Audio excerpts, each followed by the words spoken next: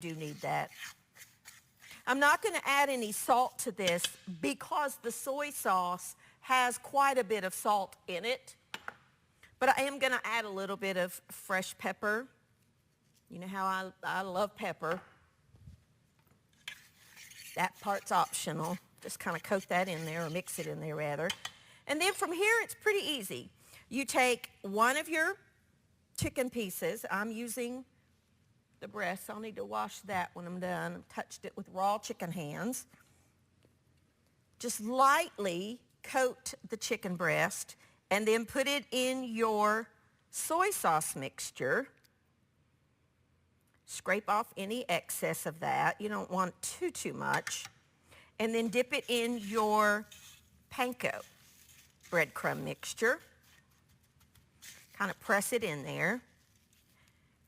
And then just lay it on your baking sheet. Really easy. Really simple to do. You could totally put these, do this breading portion of this and then put those in an air fryer. If you have an air fryer, that would work beautifully. If you don't have an air fryer, do what I'm doing. Put it in the oven. I do have an air fryer at home, but I don't have one here on the set. I need to get one and show you how to use it and some of the things that we cook in it. I have to admit, when I first got it, I was a little skeptical. I was like, I don't know if I'm going to like this thing or not. And I love my Instant Pot, but I wasn't quite sure I was going to like that air fryer. Well, it has turned out to be a wonderful addition in our kitchen. As a matter of fact, it stays on the counter. The food processor and all of that other stuff, the blender, the Instant Pot, all that doesn't sit on the counter, but that air fryer does. My boys use it to fix themselves things to eat. I use it a lot for different things. It's great, you know, with frozen items. It's also great to cook breadsticks in. It's really a handy little gadget. I'm just going to keep using this. I might need to get a little bit more breadcrumbs. I don't think I'm going to have quite enough here. Put that on there. I don't want to touch my wooden skillet with that, or my wooden board with that. So I'm just going to keep breading these up. I'm going to make up a little bit more bread mixture to get my other pieces. And then pop them in a 400-degree oven. I will drizzle just a little bit of, well, I think that's probably enough. I'll just say I got enough maybe to do one more little piece. Then I'll show you what we're going to do. I can just pop that in the freezer and use it for another dish. This will be plenty. Okay, we've got our panko. I love panko breadcrumbs. If you don't have any, I suggest you keep that in your pantry because they really do cook up very, very crisp and delicious. All right. Now, I will wash this container that I'm getting ready to use. So I'll touch it with my hands. If I wasn't doing this, I would wash my hands first, but I'll wash the outside of this. I like to drizzle it with just a little bit. This is just vegetable oil. You could use canola oil or olive oil, whatever you have will work. You could also just spray it with nonstick spray. The reason I like to do that is that oil will help the breadcrumbs to brown up and to get, golden a little easier than just regular. So I'm going to pop this in the oven, clean up here, wash my hands really good. And when I come back, we're going to get started on our pie. I'll be back in just a minute.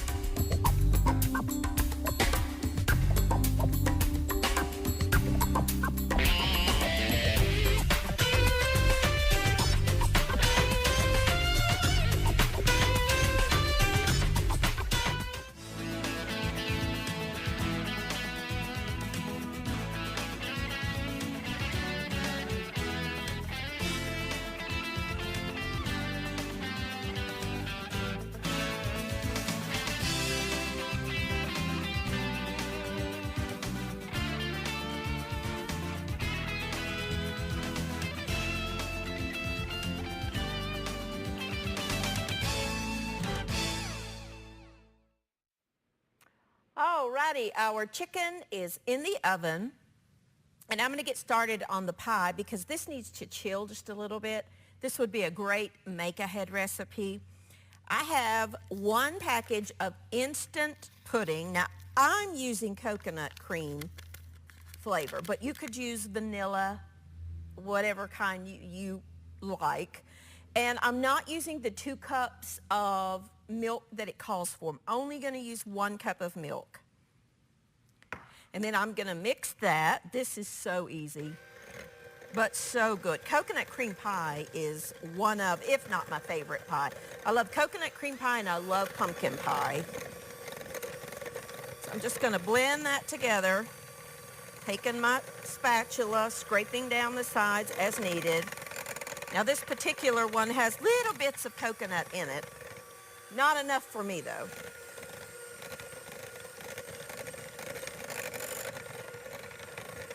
Okay, just kind of get that mixed together. It will be thick. It's okay. Then I have 1.5 cups or so. You don't have to be exact on it.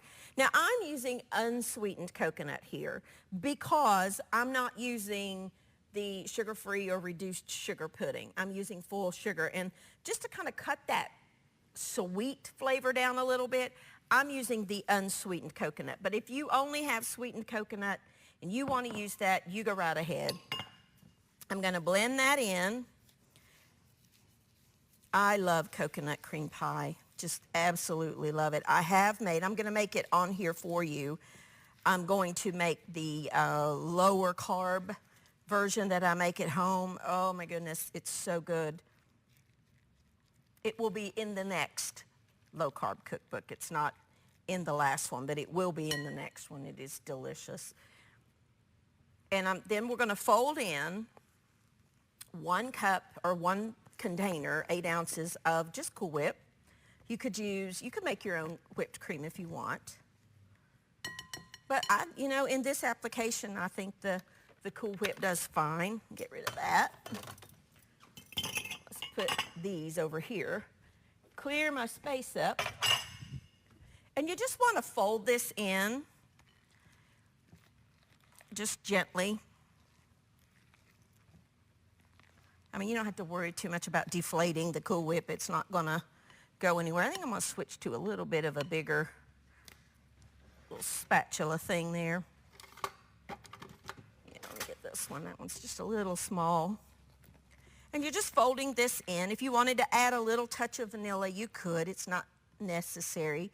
You could also add a little bit of coconut extract if you want to bump up. Get that in there. Bump up that coconut flavor a little more. But again, it's really not necessary. And then what you need is you can do a regular pie crust, bake it, and cool it if you want to. It has to be cool. Or do what I did. Go to the grocery store and buy one. This particular one is a shortbread crust, but you could use the nut crust. They make some nut crust pie shells now that are just right alongside the graham cracker ones. They're really good. They are really good. You could use that if you want to add a little bit more of a nut flavor. You could use graham cracker. You could use the chocolate one. You can use whatever you want, or just a regular pie crust that you have baked and cooled. Then we're going to put this in that pie shell.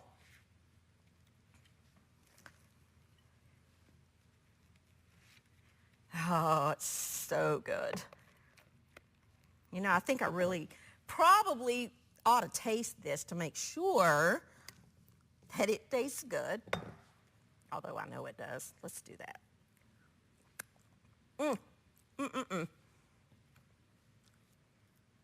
Yeah, it's so good. I'm going to lick that. I'm just going to leave that alone. Oh, that's delicious. And then I like to use my little offset spatula to kind of even it out. You could put a little toasted coconut on top of this if you want. But I'm really not a big fan of toasted coconut flavor. I like it, but I would rather just have regular coconut, untoasted. That gets to be licked by me. So we're going to, that's it. But it needs to chill. The great thing about these kinds of pie things, it comes like this. All you got to do is flip that thing upside down, kind of crimp a couple of the sides.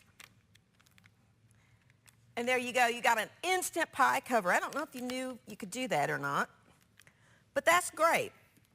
We're just going to pop this in the refrigerator and let it chill for, an hour or so. Wash up my hands. Set this to the side because I really am going to lick that here in a little bit. Let me wash my hands. And we're going to make a quick and easy, that coconut's so good.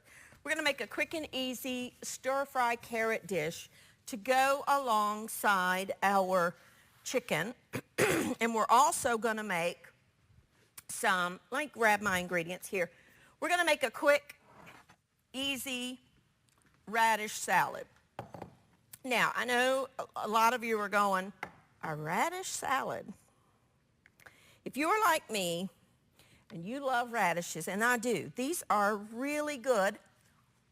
All I did was I got 2 big bunches of fresh, really fresh, crispy, delicious radishes, washed them. I don't peel them. And I sliced them really, really thin on a mandolin, but you could cut them into any shape you want. In this bowl, I have some apple cider vinegar. I'm going to add a couple of tablespoons. I'm using brown sugar substitute because I don't really want all that super, super, super sweet. A little bit of salt. And one of my favorite ingredients, and I wanted to show you, is toasted sesame oil. Now, you can find this in any grocery store where you buy the soy sauce and the different Asian ingredients, Asian cooking ingredients. But make sure that you get the toasted sesame. You see how dark? Let me let you get a good shot of that. You see how dark that is? That's what you want. They will also sell a sesame oil that is light colored like regular canola oil. That's not what you want. That has nowhere near the depth of flavor that this has. This is a very, very potent ingredient. You don't need much, about maybe a teaspoon, if that much. And that's it for the dressing. We're going to mix this together to dissolve that brown sugar. And I'm going to pour that over top of my radishes. And then I'm going to take some tongs and I'm going to toss those to make sure all those radishes get coated with a little bit of the dressing. And this is great if you let it set overnight. It's even better. You could top this with some parsley, with some chives. You could add whatever you want. And I know you're looking at that going, a radish salad. But I promise you, it is absolutely delicious. Radishes have a little bit of a peppery bite to them, which I personally love. If you just don't like radishes, you could do this same dressing and put it over any kind of, cucumbers, carrot, whatever you wanted to do. But we're just going to let this set while we are going to clean up and pop this in the fridge to chill. When I come back, we're going to make the stir-fry carrot dish, and then we're going to put this whole menu together. I'll be back in just a minute.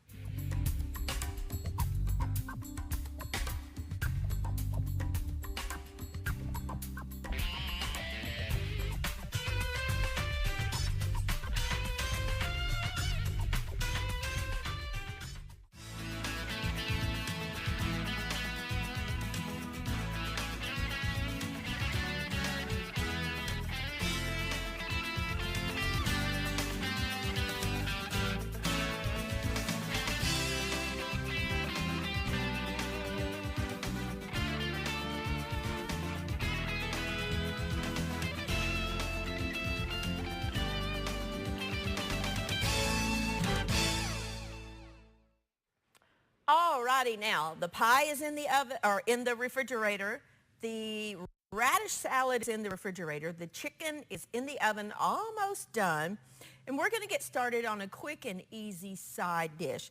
We're going to do a stir-fry carrot dish. Now, I have some shredded here, but I want to show you what I'm doing. This is julienne. Okay, they're very, very thin little shreds of carrots. I mean, you can see they're just tiny little shreds of carrots. Well, let me show you how I do this first. This is called a little mandolin, a little handheld mandolin. I love these things. I have several different ones that have different blades, I guess you could call this. This particular one is a julienne blade. If you don't have this or a food processor that has the attachment, you could shred them, but I like them to be in that long strip, or you could just cut them into thin slices, however you want it. But I want to show you something a little different. Now, hold it down on you can put it in your bowl. I'll just do it on the board. And you just take your carrot and run it through the blades. This is about 1 pound of carrots. Watch your fingers. It comes with a guard that you can go down on. I don't like the guard, but if you don't have a cutting glove, and I don't, just when you get down to near your fingers, just stop and use that little bit of a carrot as a snack, because you don't want to cut your fingers. That is experience telling you that. If you go down too far, this is sharp and it will grate your fingers. So stop before you get to that point, or use the guard. I just leave a little nub and eat it. This is a great little tool to have. And if you're trying to get your kids to eat more vegetables, maybe doing them in a different shape, a little fun little shape. I wouldn't let my kids use this mandolin without the guard. This is by Kuhn Rikon, by the way. I know somebody will ask. You can get them in any well-stocked kitchen store or Amazon. There's different brands. And there you go. There's our carrots, all done. This is a great way to get carrots in a salad, too. Just shred up your vegetables really, really fine. You want to do little thin shoestring potatoes, do a potato on there. I do all kinds of vegetables on different mandolins. I'll do a program where I show you the different kinds I have. I love them. I have here a non-stick skillet. Well, actually, this is not non-stick, excuse me. This is hard anodized. I'm just going to add about a tablespoon of oil. This is hot.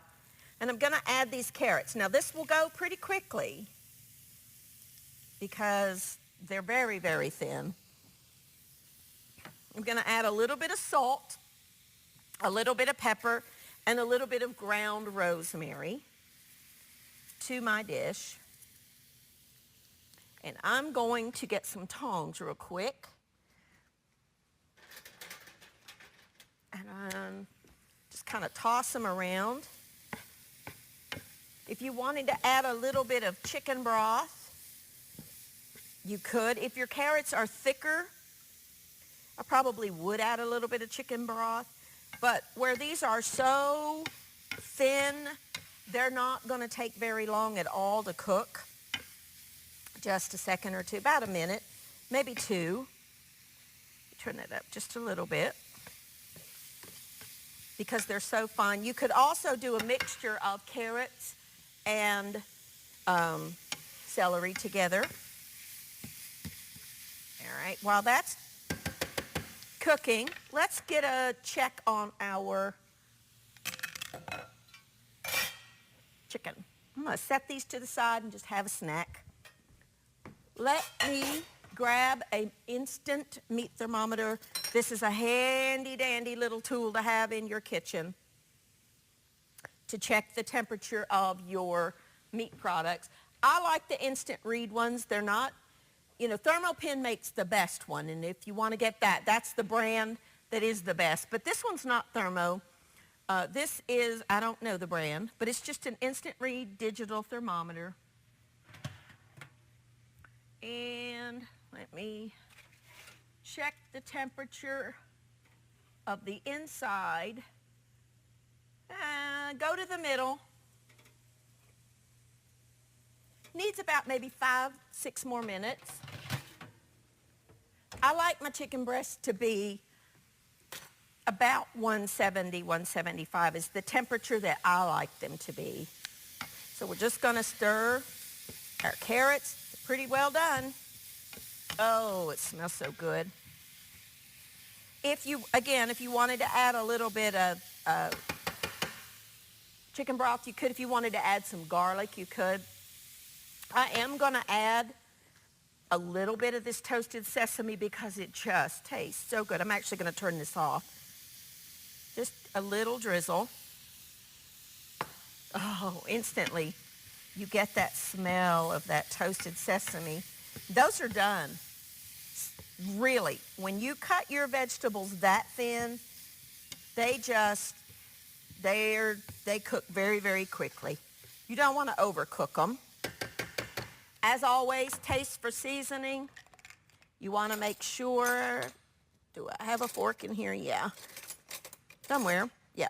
You want to make sure that you don't need to add any salt. Those are delicious. Carrots have a natural sweetness to them, and that little bit of just that stir frying that quickly, they're really good. All right, we're just going to let everything bake, and then when I come back, we'll plate all this up.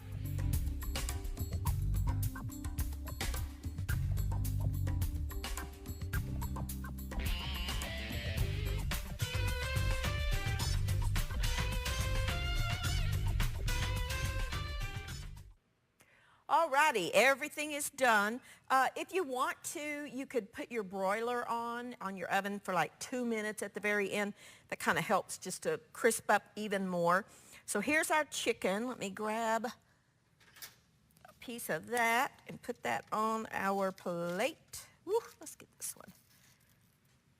And here's our delicious carrots and our radish salad. Then all I did was sprinkle just a little bit of sesame seeds on there, and then I'm going to put a little bit of pepper because I just really like the flavor of fresh cracked pepper. What I do is take peppercorns, whole peppercorns, and I have a little grinder somewhere around here.